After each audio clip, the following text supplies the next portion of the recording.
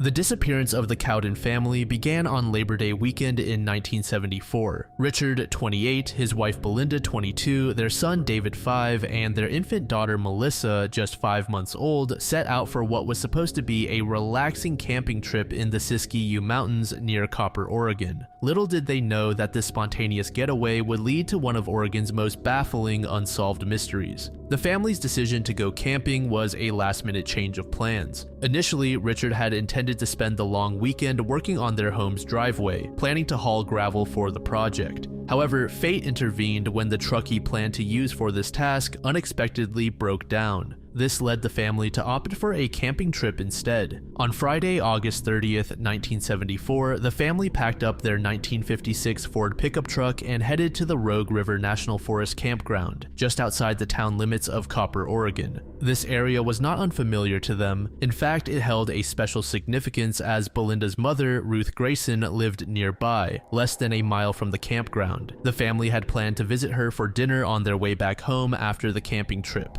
The campsite chosen was situated near Carberry Creek. Richard, a former sergeant in the United States Air Force, had transitioned to civilian life and was working as a log truck driver. Belinda, a full-time stay-at-home mom, was devoted to caring for their young children. The family brought along their basset hound named Droopy to complete their outdoor getaway. The first day and a half of their camping trip seemed to pass without incident. However, it was the events of Sunday, September 1st, 1974, that would become the focus of intense scrutiny and speculation for years to come. On that Sunday morning at approximately 9 a.m., Richard and his 5-year-old son David were seen at the Copper General Store. This small local establishment served as a hub for campers and residents alike. Richard and David had walked to the store with a simple purpose: to purchase a quart of milk. This mundane errand, something countless families do without a second thought, would become the last confirmed sighting of any member of the Cowen family. Witnesses at the store later reported that Richard and David appeared normal and in good spirits. There was nothing to suggest that anything was amiss or that they were under any kind of duress.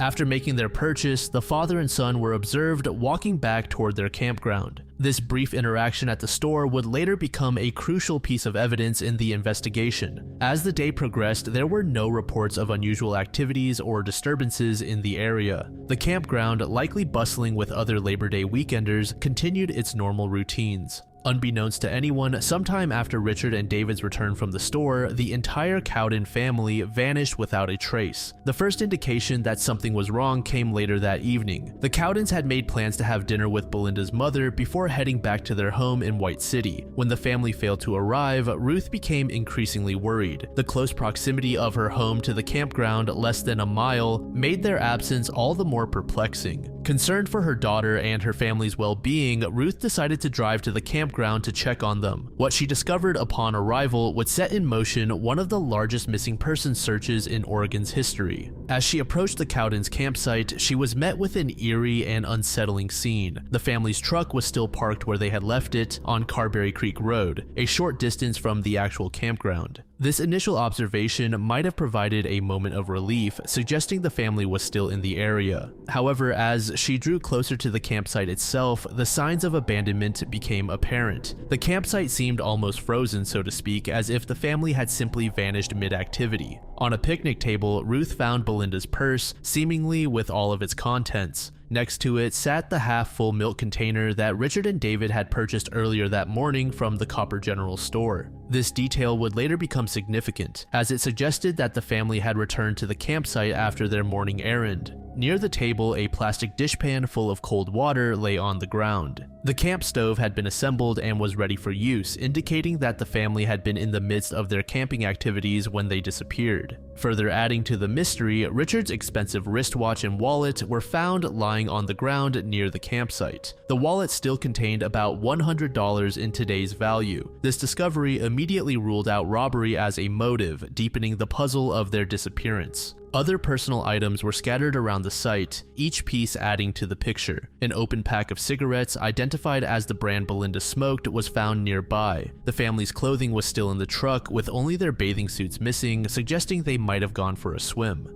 The presence of a diaper bag and other baby items indicated that the family had been well prepared for their trip with their infant daughter. Everything at the campsite pointed to a sudden and unexpected departure, but there were no signs of a struggle or any indication of what might have prompted the family to leave. Ruth Grayson, faced with this predicament, waited at the campsite for approximately an hour, hoping that the family would return. As time passed and there was no sign of anyone, her concern turned to alarm. Unable to make sense of the situation and fearing the worst, she made the decision to leave the campground and notify the authorities. The response from law enforcement was swift. The local sheriff, state troopers, and the District 3 office of the Oregon State Police arrived at the scene to begin their investigation. However, the lack of obvious signs of foul play initially hampered the urgency of the response. Lieutenant Mark Kazar, who would later head the case, admitted that the investigation had been delayed for maybe a day because there was no clear indication that anything violent had occurred at the campsite. State Trooper Erickson was later quoted saying, "That camp was spooky. Even the milk was still on the table." The search continued until nightfall, with officers combing the immediate area for any clues or signs of the missing family.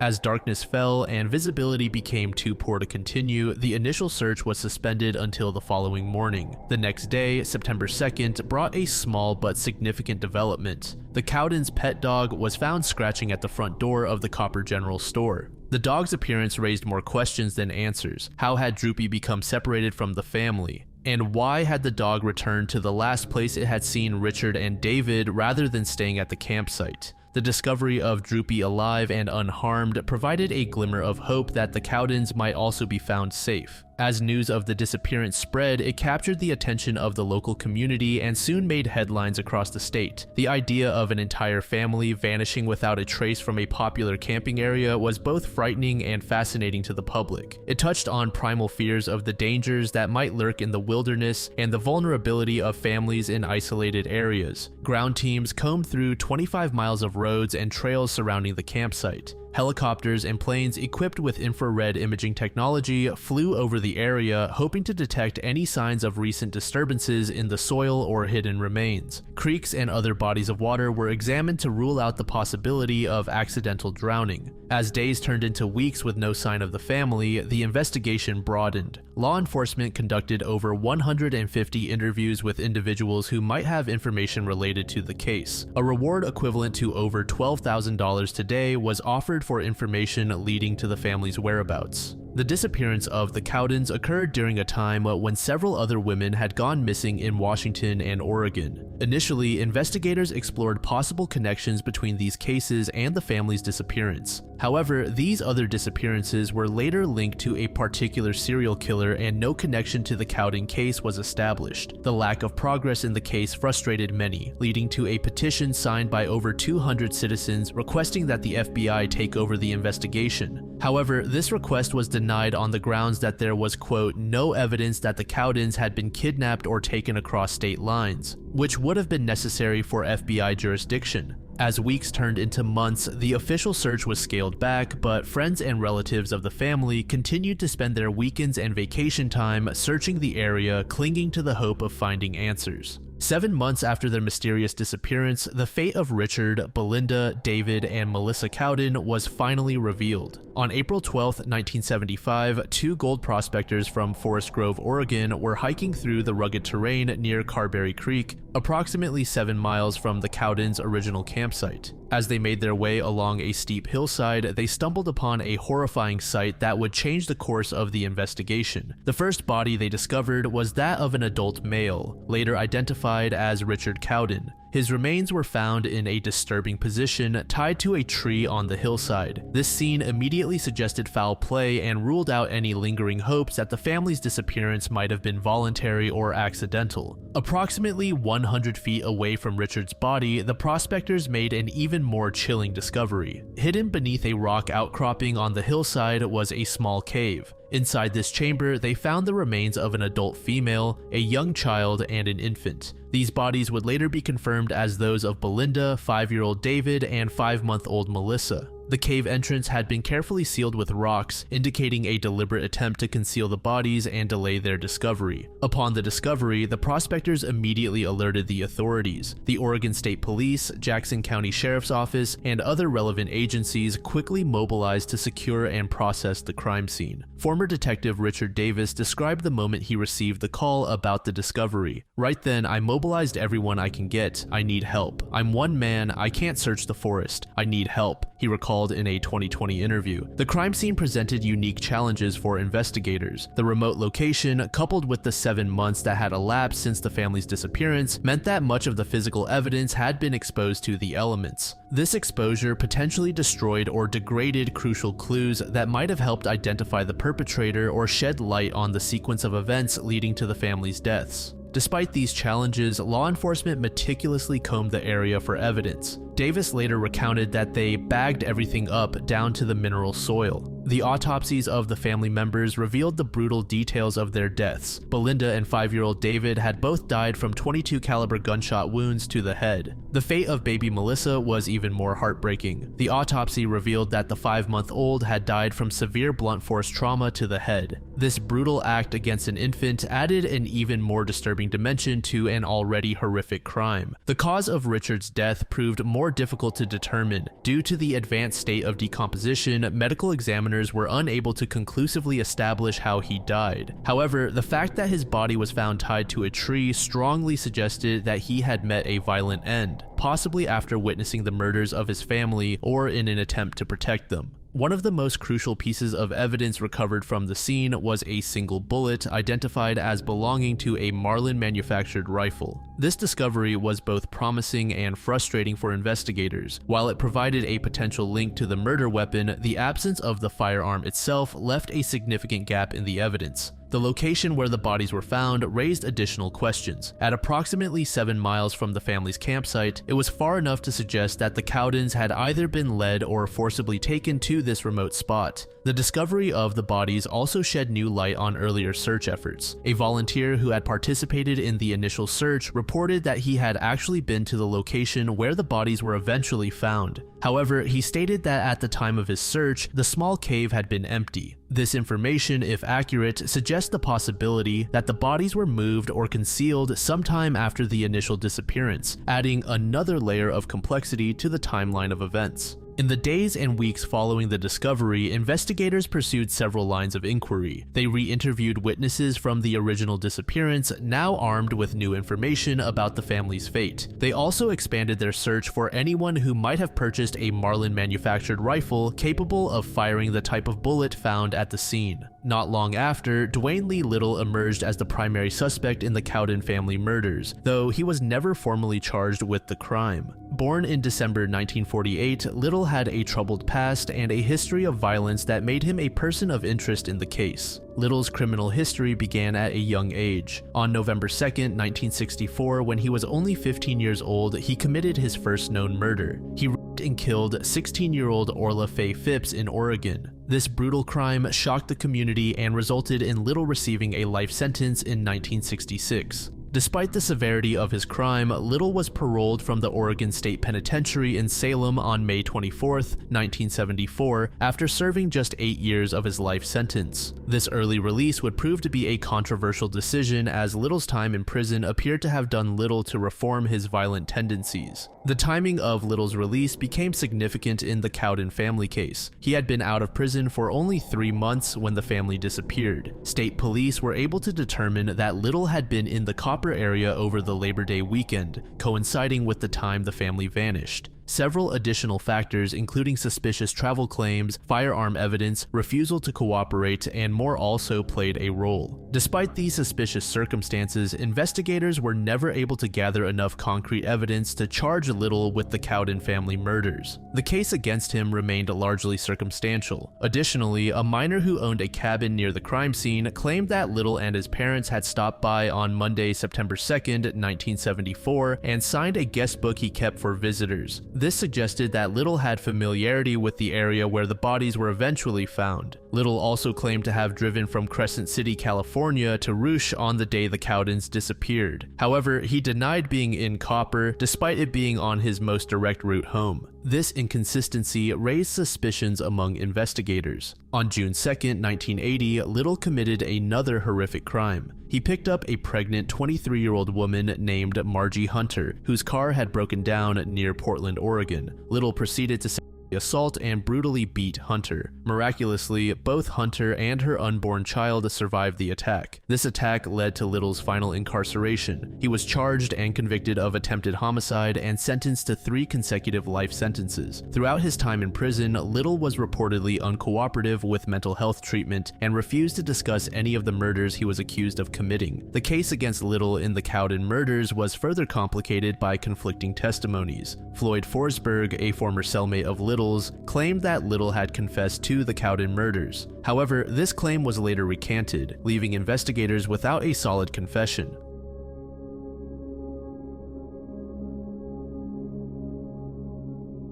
On the evening of December 6, 1991, a horrific crime occurred in Austin, Texas. 4 teenage girls were murdered at an I can't believe it's yogurt shop. The victims were Eliza Thomas, 17, Jennifer Harbison, 17, Sarah Harbison, 15, and Amy Ayers, 13. Eliza and Jennifer were employees at the yogurt shop working the closing shift that Friday night. Sarah and Amy, friends of the older girls, had come to the shop to get a ride home with Jennifer after the store closed at 11 p.m. The events of that evening began to unfold as the shop was preparing to close. Around 10 p.m., approximately an hour before closing time, a man entered the shop and asked to use the restroom in the back. Witnesses later reported that this individual took an unusually long time in the bathroom, and there was speculation that he may have tampered with the rear door, possibly leaving it unlocked or jammed open. As the clock approached 11, Jennifer locked the front door of the shop to prevent any more customers from entering. A couple who left the shop just before closing time later told investigators that they had noticed 2 men sitting at a table, behaving in a sneaky manner. This observation would later become a crucial piece of information in the investigation, as police sought to identify these 2 individuals who were never located. What transpired after the shop closed remains a subject of speculation and investigation. Based on the evidence gathered at the crime scene, investigators believe that at least 2 perpetrators entered the shop, either after closing or perhaps having hidden inside. The girls were forced into the back storage room of the yogurt shop where the horrific assault began. The girls were forced to undress and were bound with their own clothing. According to officials, at least one of the victims, and possibly more, was assaulted. The perpetrators then proceeded to shoot each girl execution style in the back of the head. The brutality of the crime was further compounded by the perpetrators' attempts to cover their tracks. After committing the murders, the killers set fire to the yogurt shop using paper plates, cups, and cardboard from the store that had been soaked in lighter fluid. This act of arson was likely an attempt to destroy evidence, but it would also lead to the discovery of the crime. At approximately midnight, about an hour after the shop had closed, a police patrolman noticed smoke coming from the yogurt shop. He immediately reported the fire to his dispatcher. Firefighters quickly responded to the scene, unaware of the grisly discovery that awaited them. As the firefighters worked to extinguish the flames, they made a horrifying find. In the back storage room of the shop, they discovered the bodies of 3 of the girls, Eliza, Jennifer, and Sarah. Their bodies had been severely charred by the fire. The body of the 4th victim, Amy Ayers, was found in a separate part of the shop, about 10 feet away from the others. Unlike her friends, Amy's body was not as severely burned, having suffered 2nd-degree and early 3rd-degree burns on 25 to 30% of her body. She was found with a quote, sock-like cloth around her neck.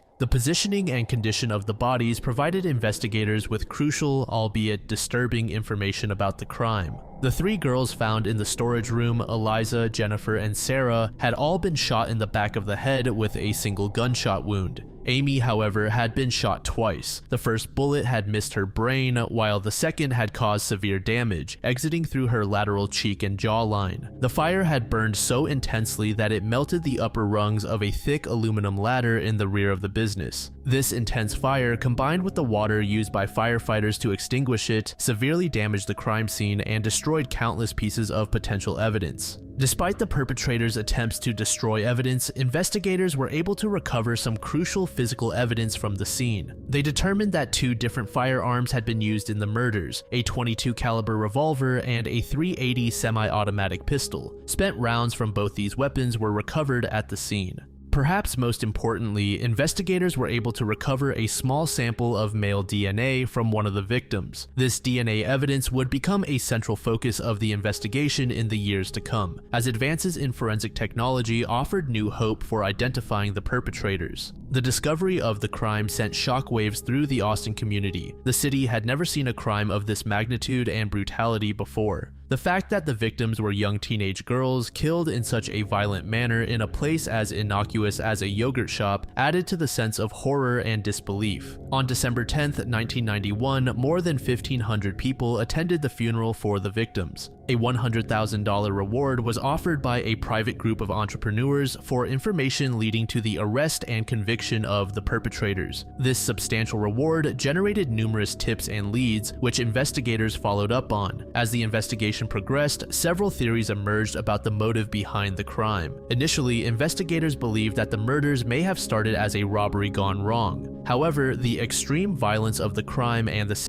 assault of at least one victim suggested that robbery may not have been the primary motive. The organized method of operation, the perpetrator's ability to control 4 victims, and the destruction of evidence by arson pointed to an adult experienced in crime rather than teenagers, according to one of the original detectives on the case. This assessment added another layer of complexity to the investigation, as it expanded the pool of potential suspects. In the weeks and months following the murders, detectives pursued countless leads and interviewed hundreds of potential witnesses and suspects. The investigation cast a wide net, with over 1,000 potential suspects being investigated over time. One of the early leads came on December 14, 1991, just days after the murders. Maurice Pierce, a 15-year-old, was arrested at North Cross Mall for carrying a .22 caliber gun and 16 bullets tucked into his pants. Former police detective Hector Polanco questioned Pierce about the murders. He allegedly told Hector that his friend Forrest Wellborn had used the gun to commit the crime. This led to the questioning of Pierce and 3 of his friends, none of whom were older than 17 at the time. However, after intense questioning, detectives decided that Pierce was likely trying to get himself out of the gun charge and eliminated him and his friends as suspects at that time. The investigation was further complicated by the numerous false confessions that poured in. Over 50 people falsely confessed to the murders, each requiring thorough investigation and ultimately diverting resources from other potential leads. These false confessions would continue to plague the investigation for years to come. In March 1992, Detective Hector was removed from the yogurt shop investigation. He had developed a reputation for coercing confessions from suspects, which raised concerns about the integrity of the investigation. This change in personnel was just one of many that would occur over the course of the long-running investigation. As the months turned into years, the case began to grow cold. Between 1993 and 1996, tips continued to come in, but no arrests were made. In 1996, the investigation was reorganized under APD Detective Paul Johnson. As part of this reorganization, investigators decided to revisit old tip files, including the one related to Maurice Pierce. This decision to re-examine old leads would eventually lead to significant developments in the case, although not for several more years.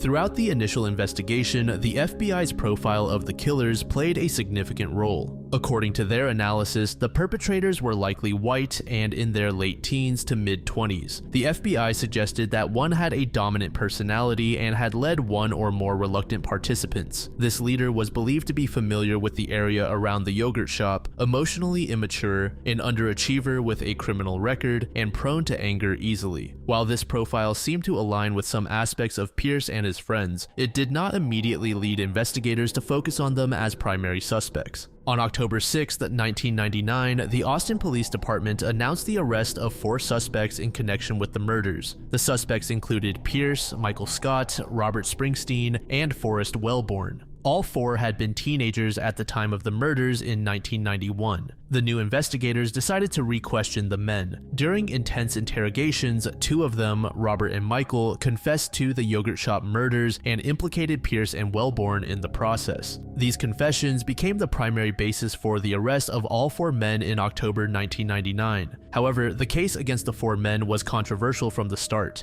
There was no new physical evidence tying any of the 4 men to the crime. The arrests were based primarily on the 2 confessions. Michael Scott's confession came first. He was questioned questioned over 4 days, during which he told investigators that he and the others only intended a simple robbery. According to him, they had cased the yogurt shop earlier that day and then returned after dark armed with 2 guns. Scott's confession was followed by that of Robert. Both men provided detailed accounts of the crime, but their stories would later become a point of significant controversy. It's important to note that both men later recanted their confessions, claiming they were coerced by police during lengthy and intense interrogations. Robert later explained, "I was berated and berated and berated by the police officers. Until they obtained what it was they wanted to hear, they were not going to allow me to leave, and basically, they broke me down." The interrogation tactics used by police came under scrutiny. A photo later emerged showing a police officer holding a gun to Michael Scott's head during his interrogation, raising serious questions about the methods used to obtain the confessions. Despite the controversial nature of the confessions, the arrest initially seemed to bring a sense of closure to the case. However, this would prove to be short-lived. While all 4 men were initially charged, the cases against 2 of them quickly fell apart. Charges against Forrest Wellborn were dropped in 2000 after 2 grand juries declined to indict him due to lack of evidence. Maurice Pierce spent 3 years in jail before he was freed in 2003. Prosecutors admitted there was not enough evidence to convict him. Notably, ballistics tests later showed that the .22 caliber gun Pierce had been arrested with in 1991 was, quote, probably not used in the murders, contradicting the initial suspicions that had made him a person of interest.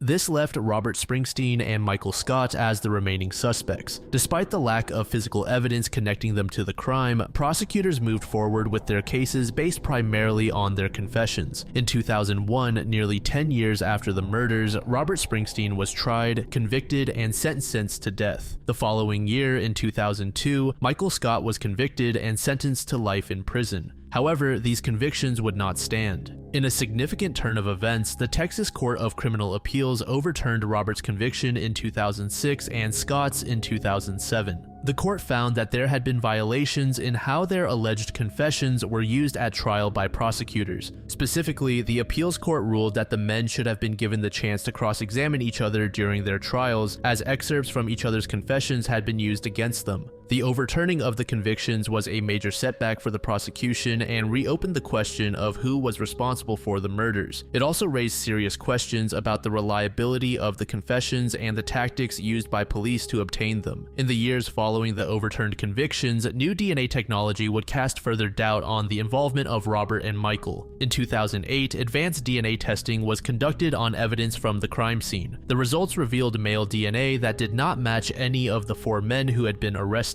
In light of this new evidence, Robert and Michael were released on bond on June 24, 2009, more than 9 years after their arrests. The Travis County District Attorney's Office announced that they were not prepared to go to trial, given the DNA results that failed to connect the suspects to the crime scene. In October 2009, all charges against the 2 were formally dismissed.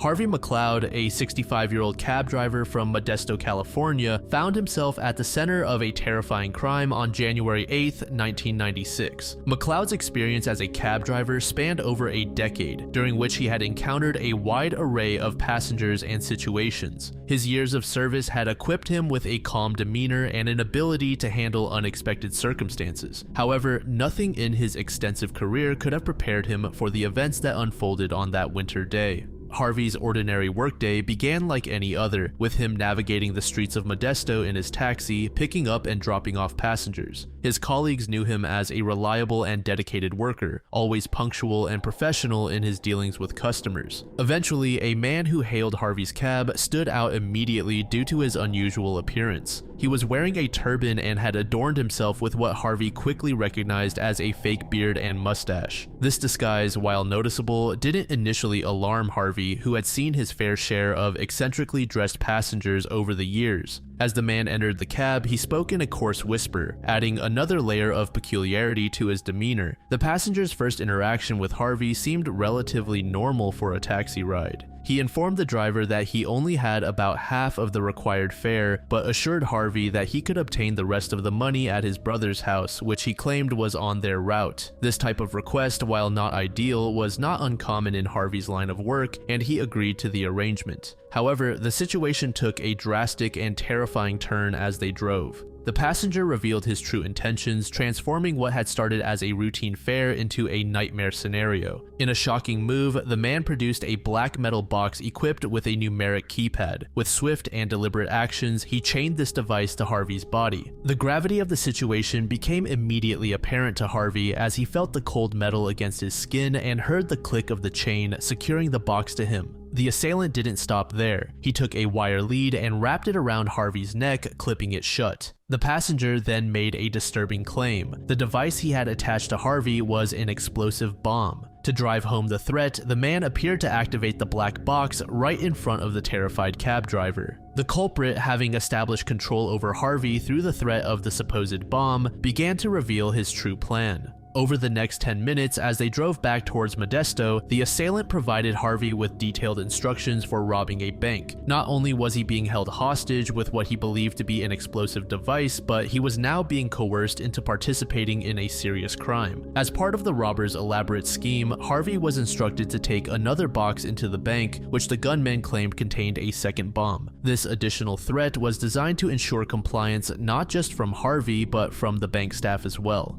The level of planning and the multi-layered nature of the threat demonstrated that Harvey was dealing with a sophisticated and determined criminal. Upon arriving at the bank, Harvey found himself in the unthinkable position of having to carry out the robber's instructions. With the perceived threat of explosives on his person and in the box he carried, he entered the bank. Inside, he approached the bank's manager, Denise Hutchinson, and handed her a letter containing demands. The contents of this letter provided specific instructions on how the bank staff should respond to avoid detonation of the supposed bombs. After Hutchinson and another bank employee complied with the demands, filling a briefcase with the exact amount of money specified in the letter, Harvey left the bank. At this point, he was still under the impression that he was carrying live explosives and that his every move was being monitored by the gunman. It was after leaving the bank that Harvey's true character shone through. Following the gunman's instructions, he drove to a hardware store located about 15 minutes away from the bank. There, he parked his cab and left behind both the stolen cash and his car keys as per the robber's demands. However, Harvey decided to take action rather than passively wait for further instructions or potential harm. Harvey walked approximately half a mile to the nearest payphone. This decision was fraught with risk. He was still wearing what he believed to be an explosive device, and he had no way of knowing if the gunman was watching him or if any sudden movement might trigger the supposed bomb. Nevertheless, Harvey made the call to law enforcement, alerting them to the situation and potentially saving lives in the process. Harvey's decision to contact the authorities set in motion a rapid response from law enforcement. Police quickly arrived at the scene, and the area around Harvey was swiftly evacuated. The bomb squad was called in to assess and deal with the device strapped to his body. During this time, Harvey found himself at the center of a tense and frightening situation, isolated as he waited for the bomb squad to determine the nature of the device he was wearing. The resolution of the immediate threat came when the bomb squad successfully removed the device from Harvey. Subsequent X-ray analysis revealed that both the device attached to Harvey and the one left at the bank were in fact fake. This discovery, while bringing immense relief, also highlighted the psychological sophistication of the crime. The gunman had managed to control not just Harvey, but an entire bank staff through the threat of explosion without ever putting himself at risk of handling real explosives. With the immediate threat neutralized, investigators turned their attention to gathering evidence and witness accounts. The crime scene extended beyond the bank, encompassing the route Harvey had driven and the location where he had left his cab with the stolen money. Forensic teams combed these areas for any physical evidence that might lead to the identification of the gunman. Inside the bank, investigators interviewed staff members, including manager Denise Hutchinson, who had directly interacted with Harvey during the robbery. Their accounts provided crucial details about the gunman's demands and the fear he had created. Bank security footage was carefully reviewed, though it revealed little about the gunman himself as he had not entered the premises. Perhaps the most significant breakthrough in the early stages of the investigation came from two witnesses who reported seeing an unusually dressed man outside the bank at the time of the robbery. Their description of the suspect was fairly detailed. A man approximately 6 feet tall, weighing about 160 pounds, with short-cropped silver or salt and pepper hair. This description closely matched the appearance of the man Harvey had picked up in his cab, providing corroboration for Harvey's account and giving investigators a clearer picture of the suspect they were seeking.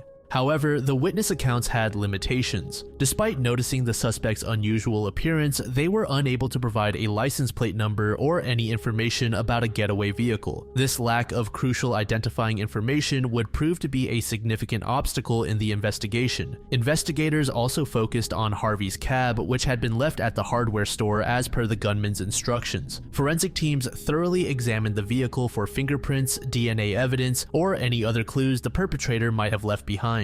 The fake bomb devices were also subjected to detailed analysis, with experts hoping to find trace evidence or unique components that might lead to the gunman's identity. As the investigation progressed, detectives worked to piece together a timeline of events. They retraced Harvey's route from the initial pickup point to the bank and then to the hardware store where he had left his cab. Security camera footage from businesses along this route was collected and analyzed, searching for any glimpses of the suspect or potential accomplices. The instructions left for Harvey in the cab were of particular interest to investigators. These detailed directions, which included the location where Harvey was to leave the money and instructions about waiting for a call with directions to dismantle the bomb, suggested a high level of planning and familiarity with the area. Investigators likely considered the possibility that the perpetrator had local knowledge or connections. In the days and weeks following the robbery, law enforcement conducted extensive canvassing of the areas involved in the crime. They interviewed residents and business owners, hoping to uncover additional witnesses or security footage that might have captured the gunman before or after the robbery. The investigation also delved into Harvey McLeod's background and personal life. While he was clearly a victim in this crime, standard procedure dictated a thorough examination of his history to rule out any potential involvement or connection to the perpetrator. Harvey's long career as a cab driver was scrutinized for any unusual incidents or passengers that might be relevant to the case. Despite the intensive investigation, as of February 2025, nearly 3 decades after the incident, the case remains unsolved. The statute of limitations has expired on the robbery charge, but the kidnapping charge is still active. This case has drawn comparisons to other crimes involving fake bombs used as coercive devices.